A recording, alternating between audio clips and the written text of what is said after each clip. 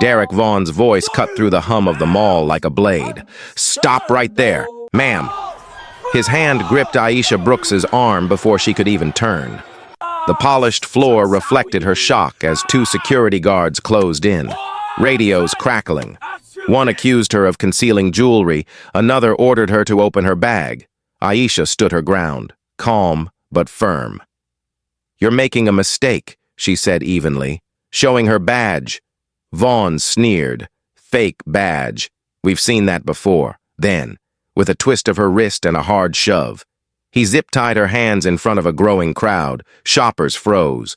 A child started to cry. A woman whispered, "Isn't she a cop?" But Vaughn just barked. High-value target secured, and just like that, Seattle's quiet afternoon turned into the spark of a storm that would soon burn the city clean. Before diving into this story, where are you watching from? Subscribe to the channel and give me a like to keep stories like this alive. Hours earlier, Captain Aisha Brooks had wrapped up a double homicide case that left her exhausted but fulfilled. She wasn't supposed to be at Northgate Mall. She just wanted to surprise her daughter Jada with a homecoming dress. A small moment of peace in a life ruled by duty, but as soon as she stepped through the glass doors of Macy's, she felt eyes on her. She'd been a cop too long not to recognize a tale. In mirrored displays, she caught glimpses of a heavy-set man with a buzz cut and another, younger guard whispering into his earpiece. She brushed it off, tried to focus on the dresses, but every step echoed like a countdown. When she reached for a blue sequin gown, a store manager appeared. Sophia Lang, lips tight, clipboard in hand. "Excuse me, ma'am, we need to check your bag. A $600 necklace just went missing." Her tone wasn't a request. Aisha looked at her calmly. "I haven't touched any jewelry. There are 47 cameras in this store. You can check every one of them." Sophia hesitated, glanced toward the guards, and whispered, "You can make this easy, or we can call security." The words "call security" carried a weight Aisha knew too well. She'd trained officers like these, men who confused authority with power. She sighed, adjusting her coat. "Do what you have to do." Seconds later, Derek Vaughn appeared with Ryan Holt, a rookie whose eyes showed more fear than conviction. Vaughn's hand hovered near his baton. "You think you're clever, don't you? Expensive bag, no receipt, walking straight to the exit." Aisha turned slowly. "My name is Captain Aisha Brooks, Seattle PD.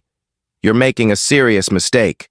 Vaughn's smirk turned to open hostility. "Impersonation. Huh? That's new." He grabbed her wrist, twisting hard until her knees buckled. The sound of the zip tie cutting through air was followed by the sharp snap of plastic locking around her wrists. "You're under detention for theft." Shoppers gasped. Someone shouted, "She's a cop!" Another voice rose, "Let her go!" But Vaughn ignored them, hauling her forward by the arm. The trench coat she wore, her late father's, snagged on a stanchion post and tore open, exposing a glint of metal inside the inner pocket. Her captain's badge. No one noticed. The crowd parted as if on command, and Vaughn paraded her through the main corridor like a trophy. The humiliation cut deeper than the cuffs. She'd spent 22 years serving this city, only to be dragged through its mall like a criminal. Outside, drizzle slicked the parking lot. Vaughn pushed her against a pillar, searching her bag roughly while muttering about protocol. Ryan Holt hovered nearby, clearly uneasy.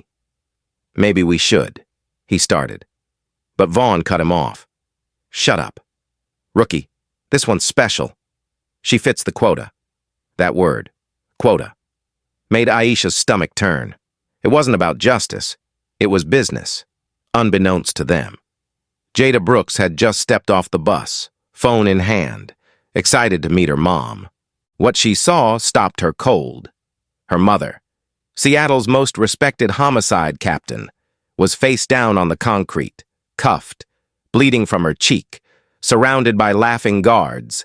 Without thinking, Jada hit go live.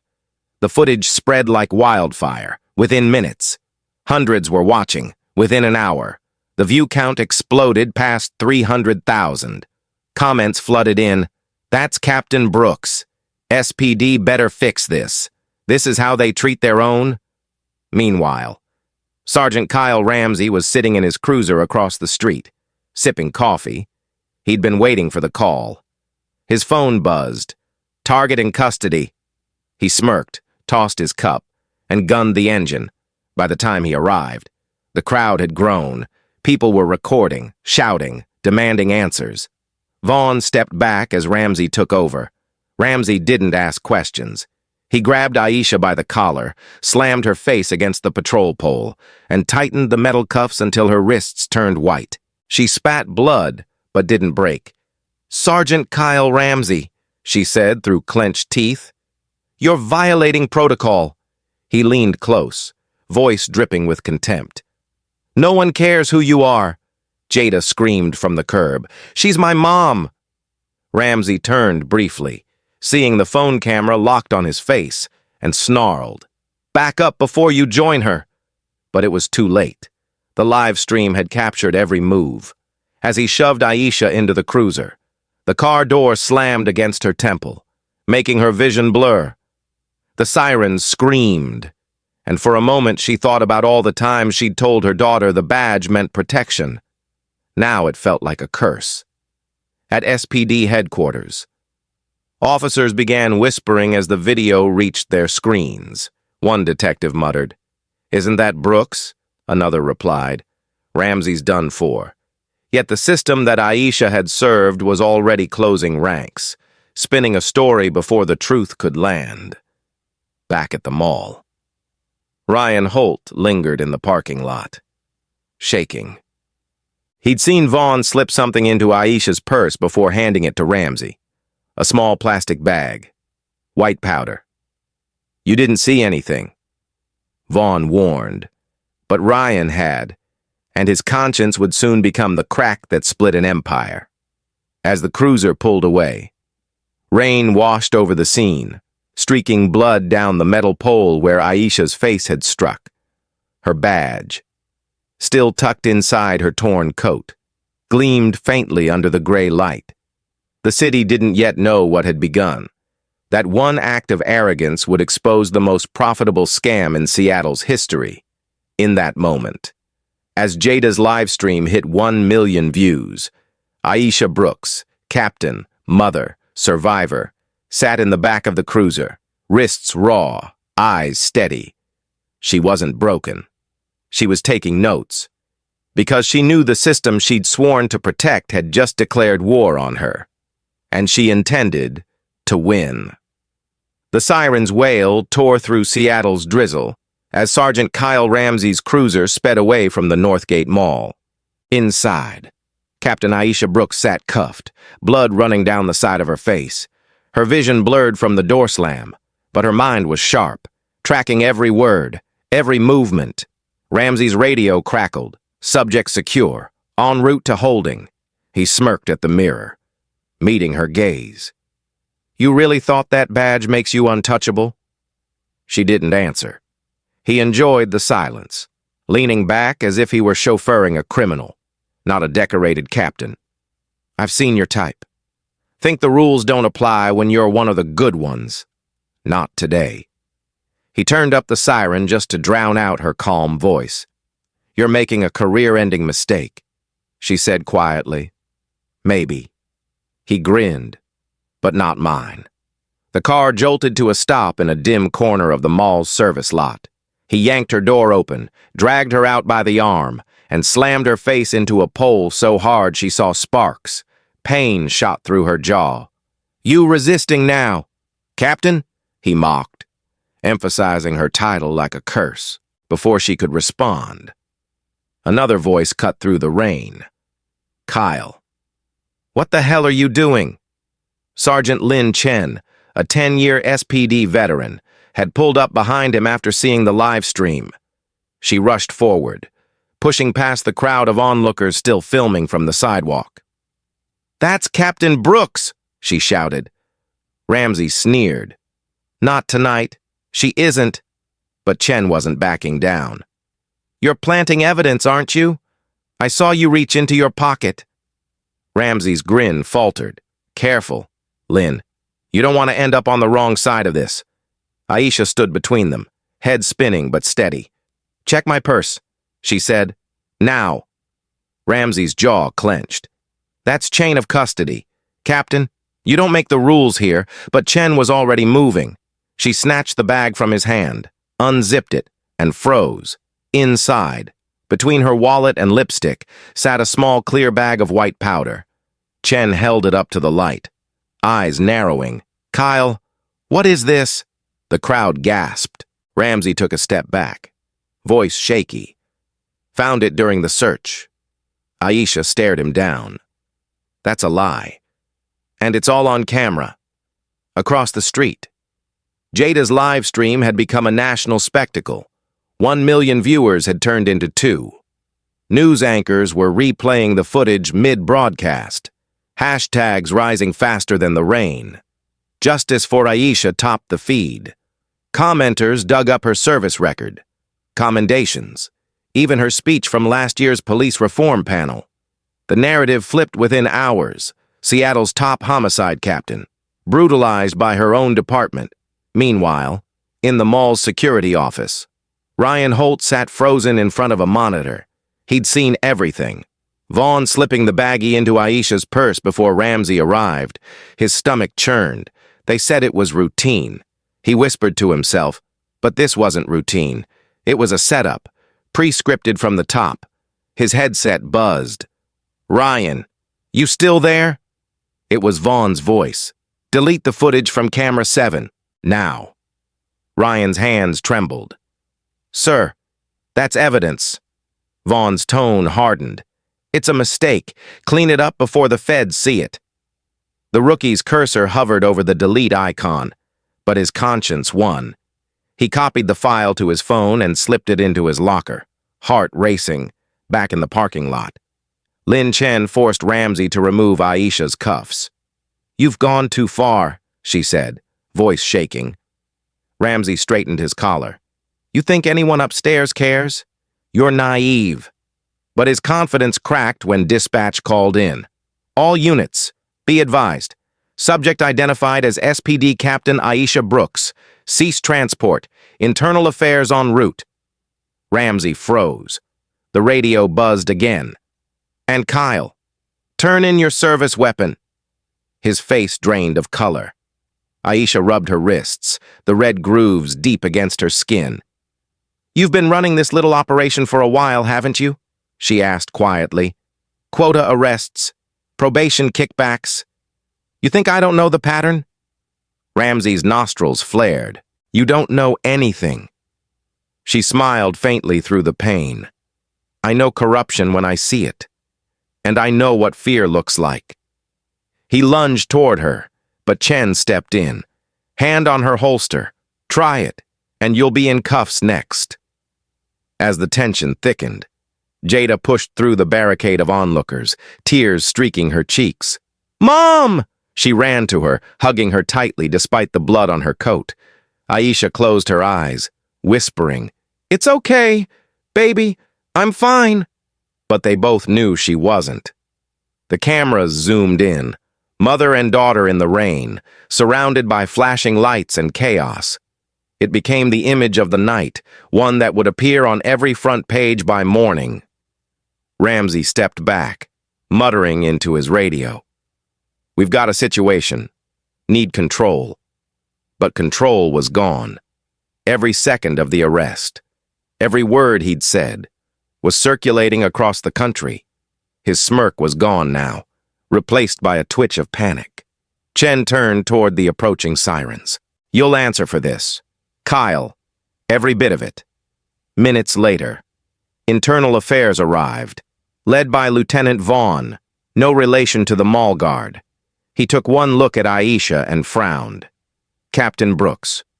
We're taking statements. Sergeant Ramsey, you're relieved pending review. Ramsey scoffed. Review? You'll regret this. You don't cross Richard Northgate. Aisha caught that name instantly. Northgate, the same name stamped across the mall's leases. She didn't show her reaction. But the pieces began to click. IA escorted Ramsey away, but he managed one last glare. "You think you're untouchable? Captain, you're just next on the list." Then he was gone, swallowed by the flashing lights. Aisha turned to Chen. "You heard that, right?" Chen nodded grimly. "And I've got the dash cam running. Everything's backed up. By 9 p.m., Aisha and Jada were at Harborview Medical Center. A nurse cleaned the cut above her eyebrow while local news cameras gathered outside the lobby doors. Reporters shouted questions. "Captain Brooks, will you press charges? Was this racially motivated? Did SPD know about the Northgate racket?" She ignored them all. Jada sat in the corner, scrolling through her phone, whispering updates. "Mom, there's like 3 million views now, and people are raising money for legal fees. They want to help." Aisha smiled weakly. "Good. We'll need it."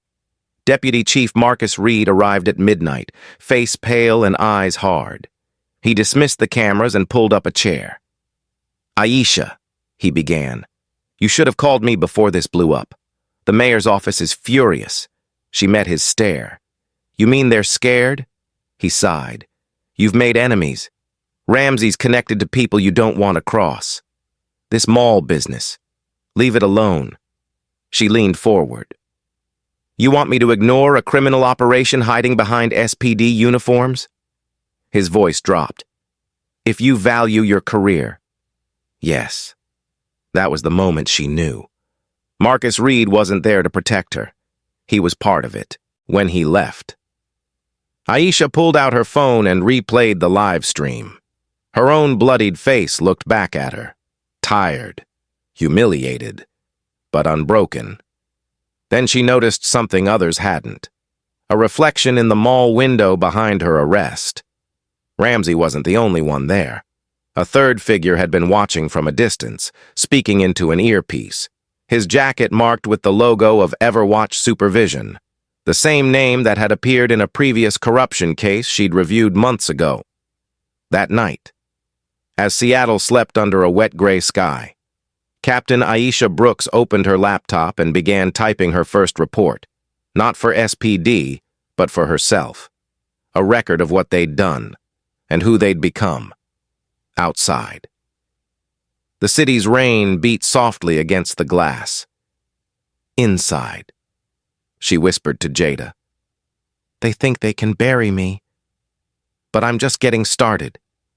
At 2:14 a.m., Captain Aisha Brooks sat alone at her dining table in her Capitol Hill row house, the glow of her laptop casting long shadows across the room. Her head still throbbed from the arrest, but pain had a way of sharpening her focus.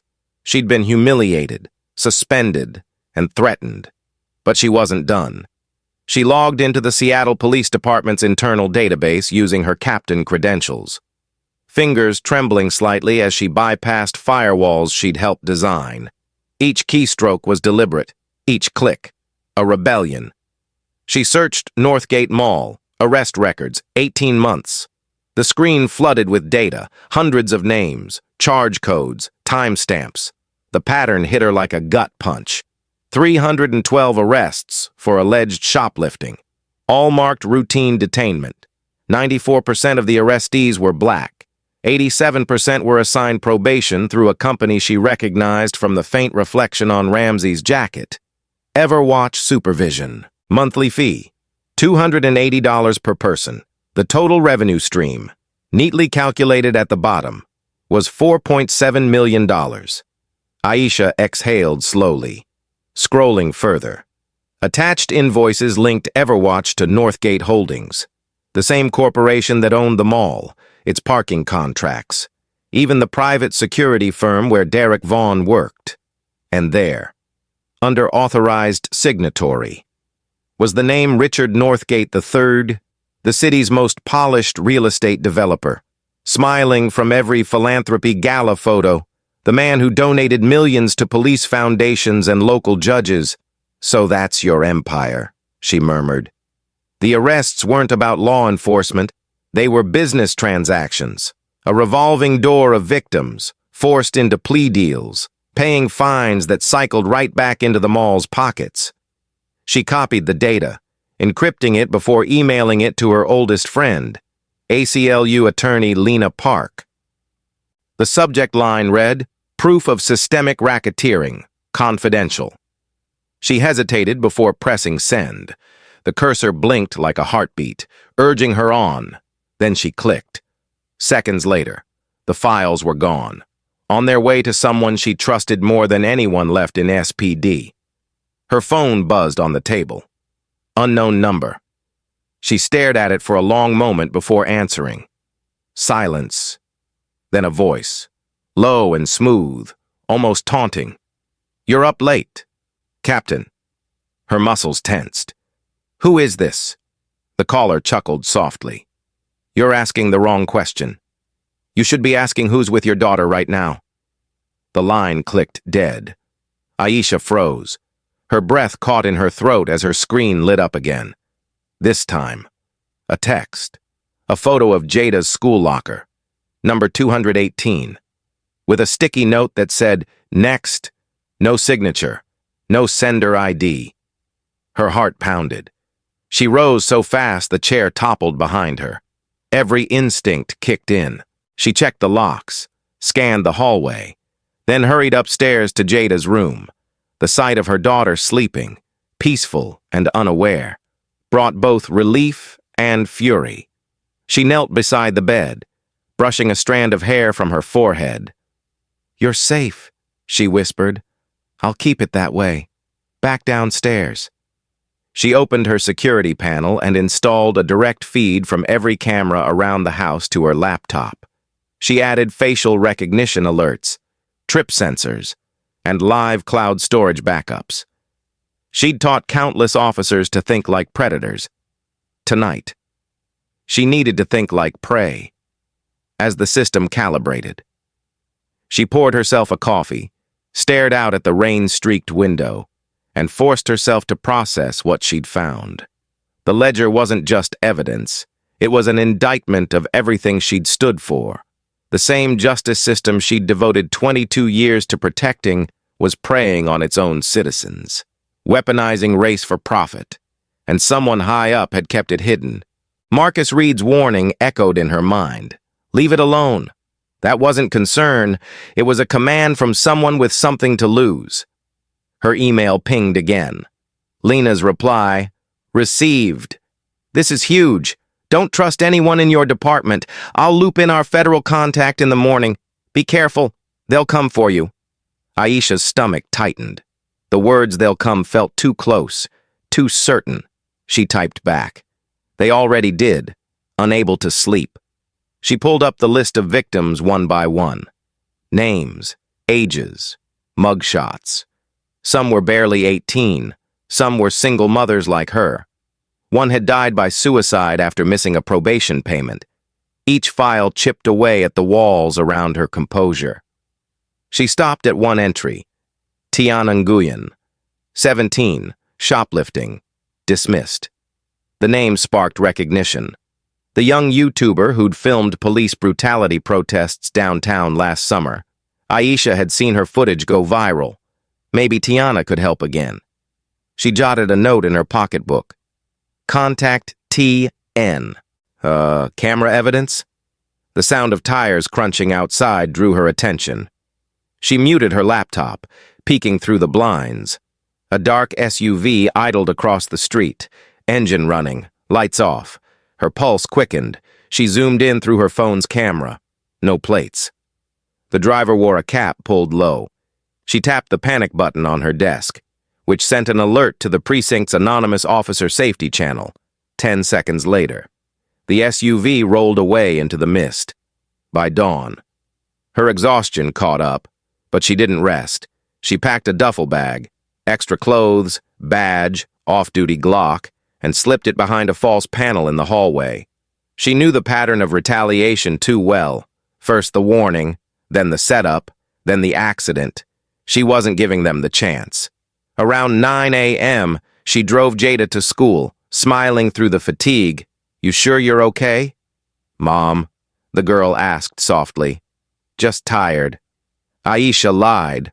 Long week. She waited until Jada disappeared into the building before pulling away. Half a block down. A black sedan followed at a polite distance. She memorized its plate. At the office. Whispers followed her down the hallway.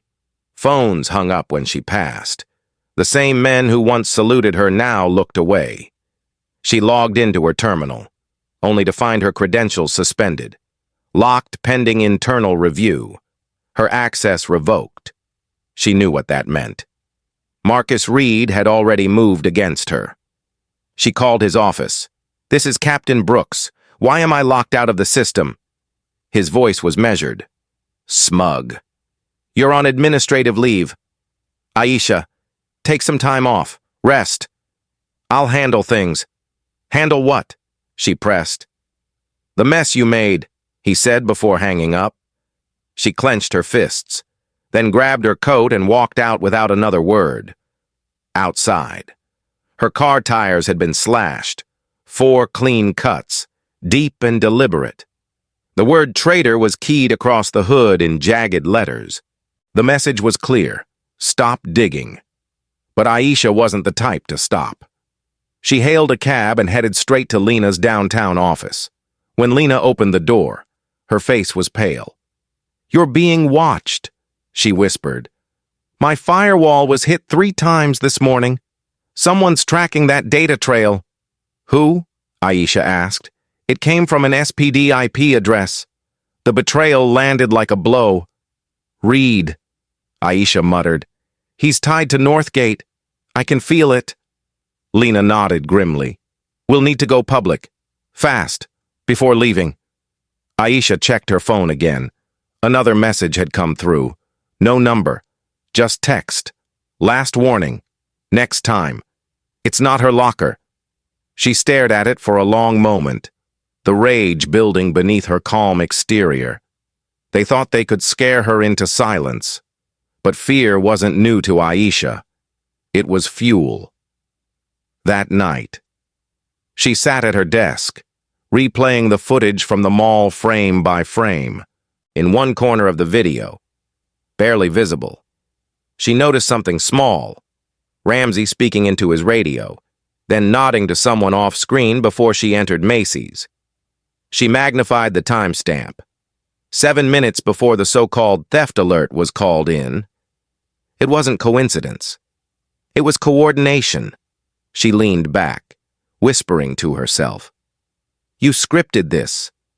Her eyes hardened as a new determination took hold. This wasn't just about clearing her name anymore.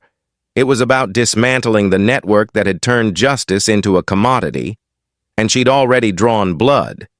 They just didn't know how much she'd found. Aisha saved her files, encrypted them twice, and uploaded them to a private drive labeled The Ledger. As the clock struck midnight, she armed the alarm, turned off the lights, and sat quietly in the dark, listening to the rain tap against the window, her hand resting on the gun by her side. She wasn't sure what tomorrow would bring, but she knew one thing for certain. The city she'd sworn to protect was about to learn what happened when you pushed a good cop too far. The next morning, Seattle woke under a gray sky, and the city's headlines were already turning against Captain Aisha Brooks. The local stations ran edited clips of the mall arrest, snippets that made her look combative, defiant, out of control. Someone had fed the footage to the media overnight. Aisha sat in her car outside the Seattle Times building, watching the broadcast on her phone, jaw clenched. The truth was being buried before it had a chance to breathe. But someone else was fighting to keep it alive. Inside the newsroom, reporter Zara Khan, still bruised from covering a downtown protest days earlier, was printing screenshots and emails from an anonymous whistleblower. They all pointed to the same name, Sergeant Kyle Ramsey. Zara had spent weeks tracking a corruption story involving probation kickbacks, but hadn't known where it led. Now, with Aisha's arrest, it was all connecting. She sent a message. "Captain Brooks, I believe you. I have something you need to see." Aisha agreed to meet her at the Times parking garage after sundown. By the time night fell, the air was heavy with drizzle and exhaust. Aisha parked 2 floors below ground, hand on her Glock as she waited, when Zara appeared, limping slightly and clutching her phone. Aisha could tell she'd been through hell. "You were right," Zara said, voice strained. "Ramsey's not freelancing. He's running a quota system for Everwatch. I found internal emails. He gets bonuses for arrests processed through their program." She handed over her phone. Scrolling through messages signed by D.H., Aisha frowned. "Devin Holt, Ramsey's partner." "Yes." Zara nodded. "He's been feeding Everwatch data, names, addresses, social security numbers. They target people who can't fight back. It's systemic." Before Aisha could reply, the echo of footsteps filled the concrete garage. 3 men emerged from the shadows, faces masked, brass knuckles glinting under the dim light. "Run!" Zara shouted, but they were too fast. One punched her in the ribs, sending her sprawling. Another grabbed Aisha from behind, slamming her into a pillar. She twisted free, countered with an elbow to the gut, and drew her gun. But the men were already scattering, their mission done. One had smashed Zara's phone against the ground before bolting. Aisha knelt beside her. "You okay?" Zara coughed, blood on her lips. "They knew where I was. Someone tipped them off." Aisha looked around the garage. No security guards, no cameras pointing this way. "That's not random," she muttered. "That's orchestration." She helped Zara to her car and drove her straight to Harborview Medical Center, flashing her badge at the ER staff. As doctors wheeled Zara inside, Aisha grabbed her bag and searched through the wreckage of the phone. The screen was gone, but the SIM card was intact. She slid it into her own phone, praying something had auto-uploaded. A notification blinked. iCloud sync complete. Relief washed over her. Zara had backups. Later that night, in Zara's hospital room, Aisha opened the recovered files. They were damning. Photos of Jada at her school debate club, surveillance shots of her home, and payment receipts from Everwatch to Ramsey labeled Q4 bonus, 15 bodies.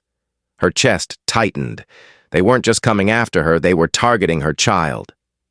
"This isn't corruption," she whispered. "It's predation." Zara stirred weakly. "There's more," she rasped. "Check the emails." "From Marcus Reed." Aisha froze. "Reed?" Zara nodded faintly. "He's on the board of a community foundation, funded by Northgate Holdings. That's where the money cycles through." Aisha's world tilted. Marcus Reed, the man who'd been her mentor, who'd stood beside her through every major case, was part of the very machine destroying her life. She closed her eyes, forcing down the surge of betrayal. "Rest," she told Zara. "I'll take it from here. At dawn." She marched into SPD headquarters, her badge still clipped to her belt, though she was officially suspended. The bullpen fell silent. Officers looked up from their desks, whispers slicing through the air. She went straight to Reed's glass-walled office. He was already there, suit pressed, coffee steaming on his desk, acting like nothing had happened. "You should have stayed home," he said evenly as she entered. "You're on leave. You're under investigation," she shot back, tossing Zara's printed evidence across his desk. Everwatch payments, emails, kickbacks. "You sold out this department for a paycheck." Reed didn't even flinch. "You don't understand how this city works. Aisha, Northgate keeps the wheels turning. Jobs, funding, political stability. You expose this. You burn everyone, including yourself." "You mean I burn you?" she snapped. "You and your partners." He leaned back, eyes cold. "I trained you to survive, not to martyr yourself. Walk away." She leaned closer, voice low and cutting. "You trained me to find the truth. And I just did." Reed sighed, almost pitying. "I warned you once. This is the last time." He reached into his drawer, pulled out an envelope, and slid it toward her. Inside was her official suspension letter, signed by the chief and stamped by the mayor's office, effective immediately. Surrender your badge and service weapon. She stared at him for a long, silent moment, then unhooked her badge, laying it gently on the desk. "You think this stops me?" she asked. "It buys you time." He replied, "Use it wisely." She turned and walked out, leaving the office door wide open.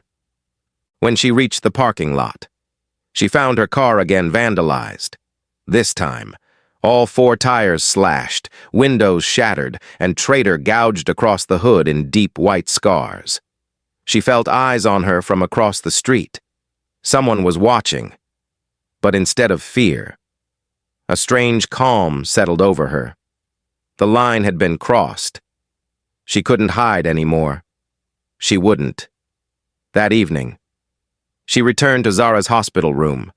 The reporter was propped up against her pillows, ribs bandaged but spirit unbroken. "They think they can scare us," she said through gritted teeth. "They don't know who they're dealing with." Aisha pulled a chair closer. "We take this public, all of it. But we do it right. No leaks, no rumors, verified data. Hard proof." Zara smiled faintly. "Already ahead of you. Devin Holt's been talking. He's scared. I cloned his phone last month." She tapped her tablet, pulling up a folder labeled Everwatch Chain. Inside were hundreds of emails and attachments, contracts, wire transfers, internal memos, even a photo of Ramsey receiving an envelope from a man who could only be Richard Northgate III. Aisha's eyes burned as she scrolled through them. They were running quotas by quarter, 15 arrests minimum to trigger bonuses. Zara nodded, and when they missed, they fabricated charges. Ramsey was their collector. "That's why they called him the Collector," Aisha said bitterly. She glanced at Zara. "Can I trust you?" "Until my last breath," Zara said, and meant it, before leaving the hospital. Aisha received one more message from an unknown number. This time it wasn't a threat. It was a video, grainy security footage from an office. Marcus Reed, sitting at his desk, shaking hands with Richard Northgate. The timestamp was yesterday. Attached was a note. "They'll destroy everything by Friday." She saved it, backed it up, and sent a copy to Lena Park with a single line. "Tomorrow, we go to war." That night, rain fell in steady sheets as Aisha sat in her dark living room, the glow of multiple screens around her. She laid out everything on her wall: photos, names, arrows connecting departments, corporations, and bank accounts. At the center, one circle glared back in red ink: Northgate Holdings. The empire was vast, but every empire had a weak point, and she'd just found it: its greed. Her phone buzzed one last time before midnight. A text from Jada. "Love you, Mom. Be safe." Aisha smiled softly, typing back. "Always." She slipped her off-duty Glock into its holster, pinned a flash drive marked Proof inside her coat, and whispered into the dark. "You wanted a war. Marcus, you've got one." Outside, thunder rolled over Seattle, echoing like a warning bell. Inside, Captain Aisha Brooks, now stripped of her badge but armed with truth, was ready to strike. The betrayal had drawn blood. But tomorrow, the city would finally see who had been bleeding it dry. By the next evening, the city was a pressure cooker. The headlines had flipped, the protests had begun, and Aisha Brooks, suspended, branded, and now hunted, was about to turn everything upside down. She sat in Zara Khan's cramped apartment, its walls covered with printed evidence, yellow sticky notes, and screenshots of bank transfers. Rain lashed the windows, thunder rolling in from the sound. "You're sure the servers are mirrored?" she asked. Zara nodded. One arm still in a sling, 3 clouds, 2 VPNs, 1 dead man's switch. If anything happens to us, it all goes public automatically. "Good," Aisha said, Then we control the release. Across the table sat Tiana Nguyen, the 17-year-old who'd gone viral last year filming a protester's wrongful arrest. Her hands trembled slightly as she adjusted her camera.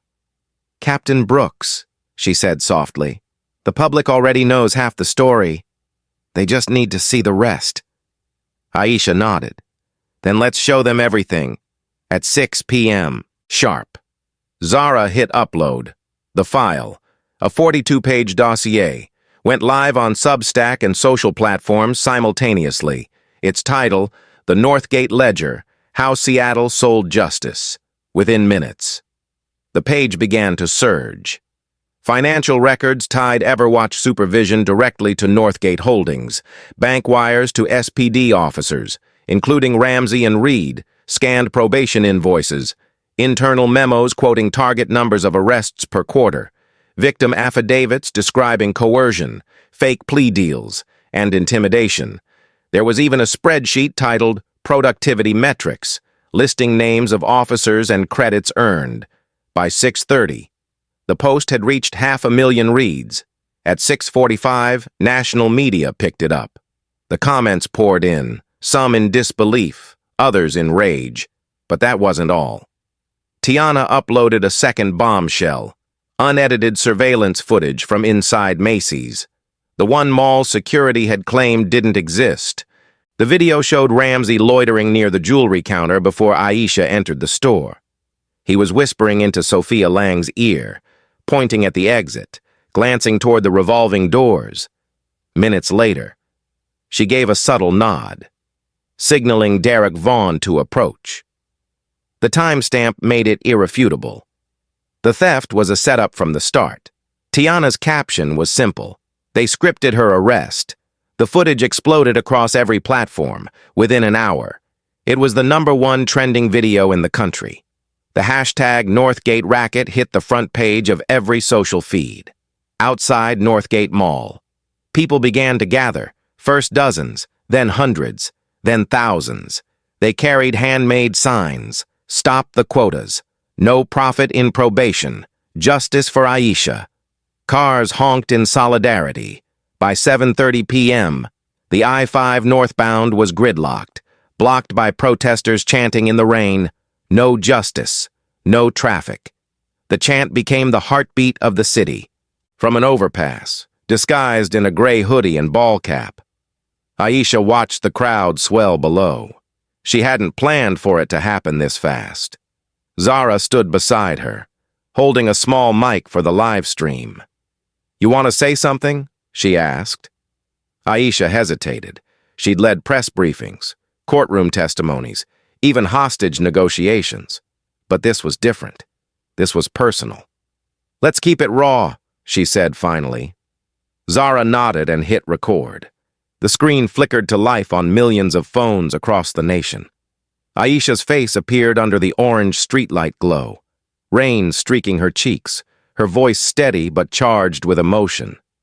"Seattle," she began. "You've seen the videos. You've seen what they did. They tried to silence the truth, but the truth doesn't stay buried. For 18 months, innocent people, mostly black, mostly poor, were arrested, fined, and forced into fake probation to feed a corporation's greed. This wasn't policing, it was extortion with a badge." Her voice caught slightly, then strengthened. "They used my name to make it look legitimate. They used my department to make it look legal. But I'm telling you tonight, it's over. We're taking our city back." The live stream counter soared past 2 million viewers, Zara whispered. "Keep going," Aisha continued. "To the families who lost jobs, homes, or loved ones because of these predators. I see you, I hear you, and I won't stop until every one of them answers for what they've done." Tiana's drone camera hovered above, capturing the massive crowd chanting her name. Sirens blared in the distance as the mayor's office issued a state of emergency. National Guard trucks rolled down the interstate, but the people refused to move. It wasn't chaos, it was a reckoning. Inside his downtown office, Richard Northgate III watched the live stream with a glass of whiskey trembling in his hand. His assistant burst in. "Sir, it's everywhere. They trace the accounts." He slammed the glass down, shattering it. "Who leaked this?" "We don't know." "Find out!"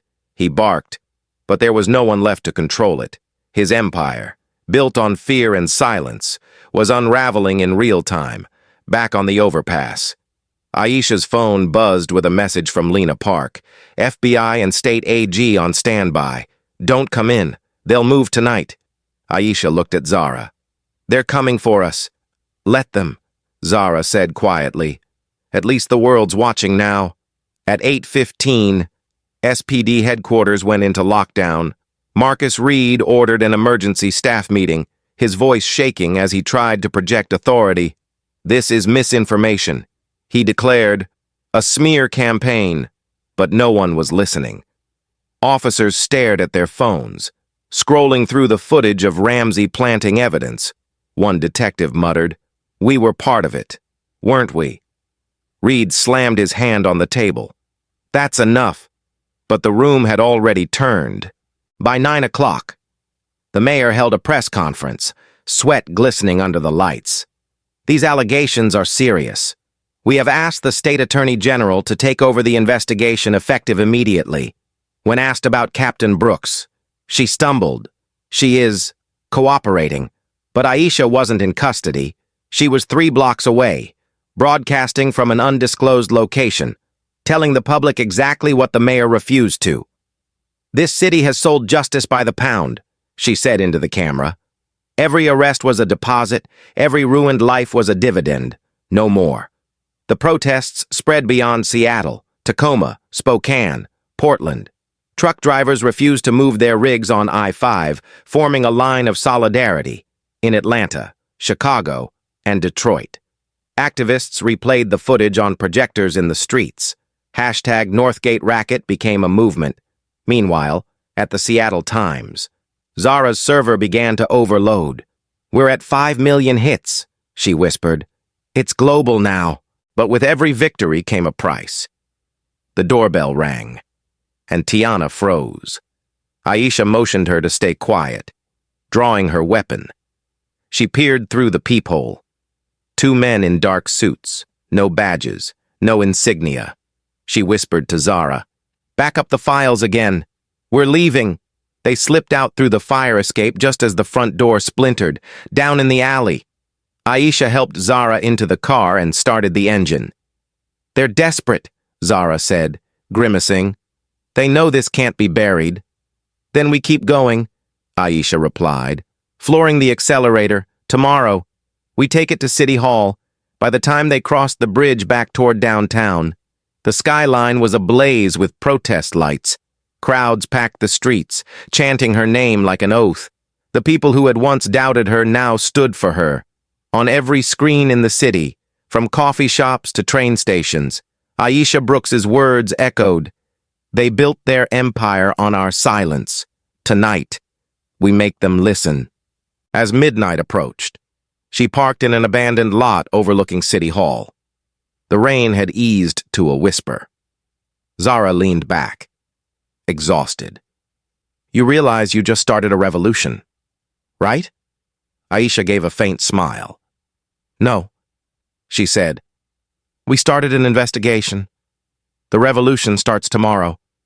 She looked out at the glowing skyline, sirens, lights, and banners rising in defiance, and felt something she hadn't in days: purpose.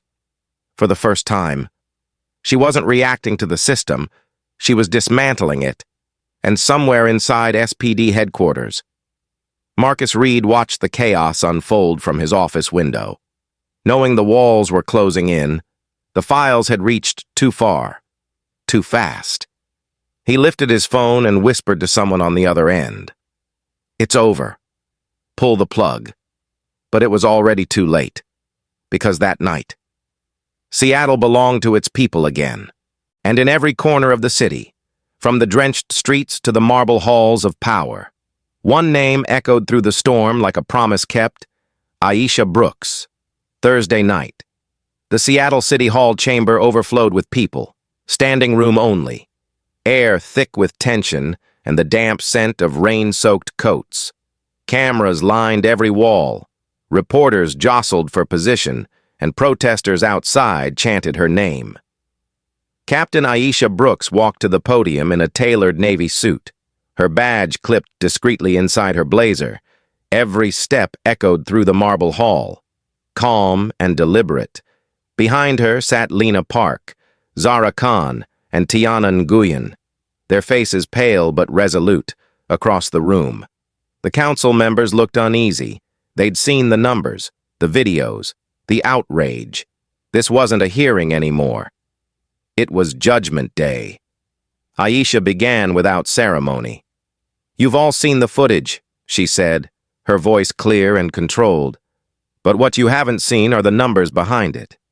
She tapped the remote, and the projector screen lit up. Columns of figures, charts, bank transfers, and signed contracts.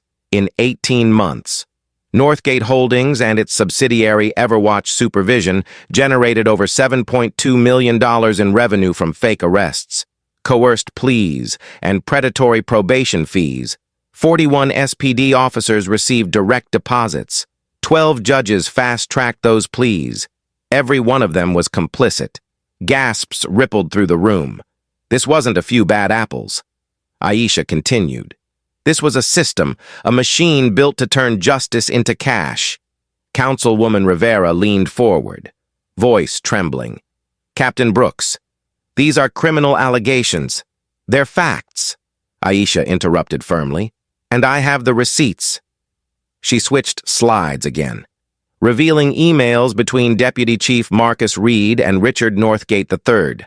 Subject lines like quarterly adjustments, probation targets, City Hall coordination. This was organized racketeering under the cover of law enforcement. Every arrest filled a quota.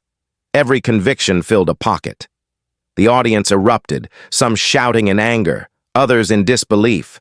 Reporters typed furiously. Aisha raised her hand for silence. "When I tried to expose this internally, I was arrested, assaulted, and suspended. When I kept digging, they threatened my child. When I didn't stop, they tried to kill the story. And me." She paused, her voice steady but laced with fury. "But I am still here, and so is the truth." The back doors burst open. Sergeant Kyle Ramsey stormed in, face twisted with rage, his service pistol drawn. "You ruined everything," he shouted, pointing the gun toward the podium. The room erupted into screams as security dove for cover. Zara pulled Tiana to the ground, shielding her with her body. Aisha didn't move. She looked Ramsey dead in the eye. "Put the gun down," she said evenly. "It's over." He advanced 2 steps, hand shaking. "You think you can destroy my life and walk away?" he barked. "I was following orders," before Aisha could reply. Officer Lin Chen, who had been stationed near the exit, fired a warning shot into the ceiling. Plaster rained down, silencing the room. "Drop it! Ramsey!" Chen shouted. The sergeant's breathing quickened, his eyes darting from Aisha to the cameras still rolling. For the first time, he realized the entire world was watching. He dropped the gun, collapsing to his knees, sobbing. "They made me do it. It was Reed and Northgate, I swear," at that exact moment. The side doors burst open again. State Attorney General Laura Chen entered with a team of federal agents, their badges flashing under the lights. "By order of the state of Washington," she announced, "we are executing warrants for the arrest of Sergeant Kyle Ramsey, Richard Northgate III, and Deputy Chief Marcus Reed." Gasps rippled through the crowd again. The agents swarmed in. Ramsey was cuffed on the spot, head bowed in defeat, in the front row. 2 Northgate executives tried to slip away but were stopped by marshals at the door. Meanwhile, on the top floor of SPD headquarters, Marcus Reed sat alone in his office, watching the broadcast on a muted screen. His hands trembled as the live feed showed agents entering Northgate Tower downtown. His reflection stared back at him, sweat on his temples, eyes hollow. On his desk sat a small vial and a handwritten note. He uncapped it, swallowed, and leaned back in his chair. Moments later, his hand slipped from the armrest. When officers arrived minutes later, they found him motionless, the note beside him reading, "I couldn't stop it. I'm sorry. Time of death, 11:11 p.m., back in City Hall." Laura Chen took the podium beside Aisha. "Effective immediately," she declared. "Northgate Holdings, Everwatch Supervision, and all associated shell entities are frozen pending federal seizure. SPD's Internal Integrity Unit will operate under state supervision until further notice." Cameras flashed like lightning. Reporters shouted questions. Aisha stepped aside, letting the words sink in. Justice wasn't finished, but it had begun. As the crowd poured into the rainy streets, cheers erupted outside City Hall. Protesters wept, hugged, and chanted Aisha's name. Tiana live-streamed the moment, her voice trembling with emotion. "They tried to bury her story," she said to her viewers, "but tonight, Seattle buried corruption instead." Aisha stood by the tall windows overlooking the city, rain streaking down the glass like tears. Zara joined her quietly, ribs still bandaged, but eyes bright. "You did it," she whispered. Aisha shook her head. "No, we did. The people did."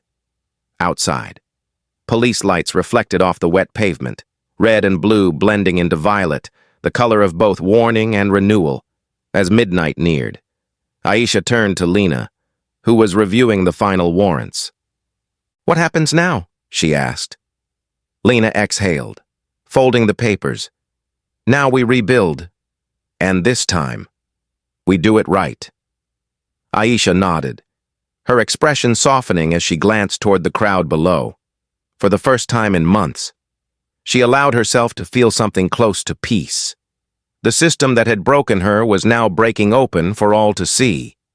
When the press lights finally dimmed and the chamber emptied, she walked back to the podium one last time, touching its edge like a silent promise. The fight wasn't over. It had only changed shape. Justice, she realized, wasn't loud or swift. It was patient, methodical, and relentless. And tonight, it had a face. Hers. 3 months later, Seattle was no longer the same city. The rain still fell. The skyline still glowed over Elliott Bay. But something beneath the surface had shifted. The old Northgate Mall stood silent behind construction fences, its logo stripped from the walls, its glass storefronts now boarded with plywood bearing a new sign, future site of the Northgate Community Justice Center, funded by restitution from Everwatch Holdings, for the first time in years. People came there not to shop, but to watch something new take root. Captain Aisha Brooks stood on the edge of the lot, coffee in hand, watching crews remove the last of the Everwatch surveillance cameras from the lampposts. The symbols of control were coming down, one by one. The federal investigation had closed 2 weeks earlier, and the numbers were staggering. Everwatch declared bankruptcy. It seized accounts. $12.6 million were distributed among 312 victims. Northgate Holdings board was dissolved. Richard Northgate III was sentenced to 22 years in federal prison after pleading guilty to racketeering, bribery, and obstruction of justice. His real estate empire, once valued at $500 million, was liquidated. Marcus Reed's suicide had shocked the city, but his final note, read aloud in court, named every officer on the payroll, every judge who'd signed off on plea deals. Dozens of resignations followed. 41 officers were charged, 20 convicted, and the rest barred from ever serving again. Kyle Ramsey's trial had been the most watched in state history. The man once called the Collector faced 37 years for conspiracy, assault, and evidence tampering. He lasted only a week in prison before being shanked in the yard by an inmate he'd once extorted. His death barely made the evening news. The city had moved on. For Aisha, moving on meant rebuilding what was left of the badge she once trusted. 3 weeks after the verdicts, She was reinstated and promoted. Commander of the newly created SPD Office of Integrity, a division tasked with investigating misconduct across all precincts. Some called it poetic justice, others, a warning to those who thought old habits would survive. The department she returned to was smaller, humbler, quieter. Every officer now wore body cameras connected to an independent state server. Probation contracts were restructured, and a citizen oversight board was sworn in under Lena Park's legal guidance. Seattle was trying, one policy at a time, to rebuild its conscience. That afternoon, Aisha returned to the place where everything had begun. Macy's at Northgate. The store had reopened under new management, its walls repainted, its staff retrained in racial bias and accountability. She walked through the familiar aisles, past the mirrored displays where she'd first noticed the guards tailing her.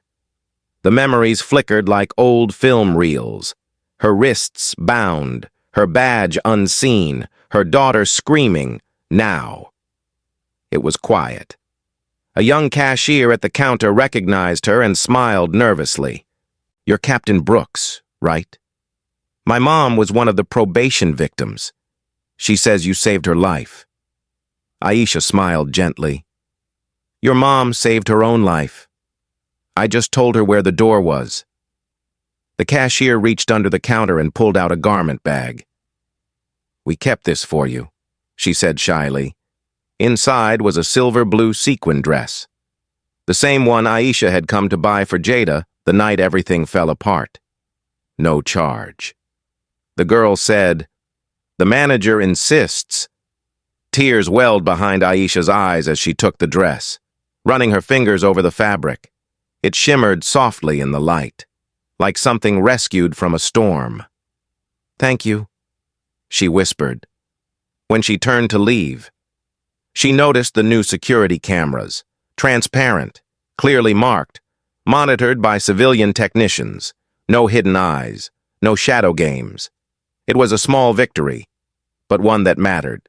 Outside, Jada waited by the car, now 16 and full of quiet pride.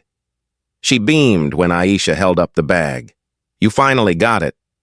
Aisha nodded. 3 months late, but right on time.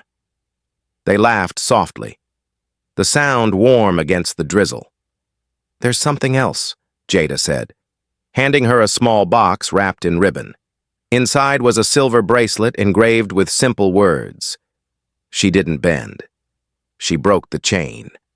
Aisha blinked hard to keep from crying. "Where'd you get this?" "I made it," Jada said with a grin. "Figured it fits better than flowers."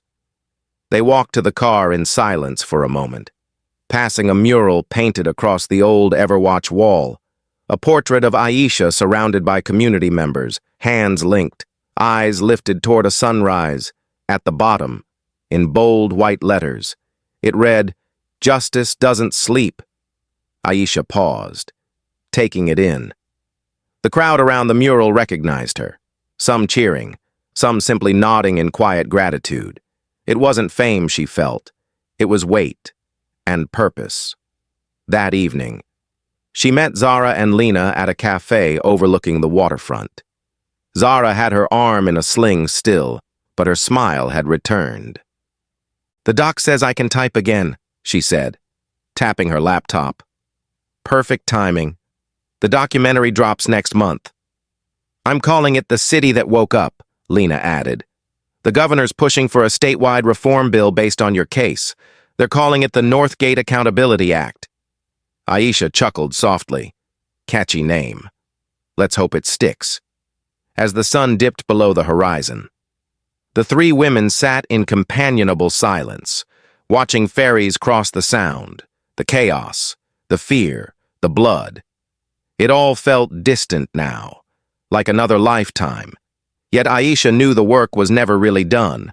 Corruption wasn't something you destroyed once. It was something you had to keep burning away, day after day, when night finally fell.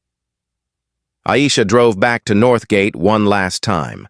The fences were gone, the floodlights dimmed, and the sign for the Future Justice Center glowed faintly in the drizzle. She parked by the edge, stepped out, and looked at the reflection of the lights on the wet pavement. In the distance, sirens wailed softly, not in alarm but in rhythm, a city breathing again. She whispered into the quiet, "You took everything you could, but you didn't take me." Then she smiled, thinking of her daughter, of the victims now free, of the city slowly healing. Seattle had been broken, but not beyond repair. As she walked back to her car, the rain finally stopped, the clouds thinned, and for a moment, sunlight slipped through, catching on the silver bracelet at her wrist. The words gleamed like a vow. She didn't bend. She broke the chain, and this time, it wasn't a warning. It was a promise kept. Thank you for watching this story. If it moved you, please take a moment to subscribe, give it a like, and share it with someone who believes in justice. Your support helps keep these stories alive. One voice, one truth, one change at a time.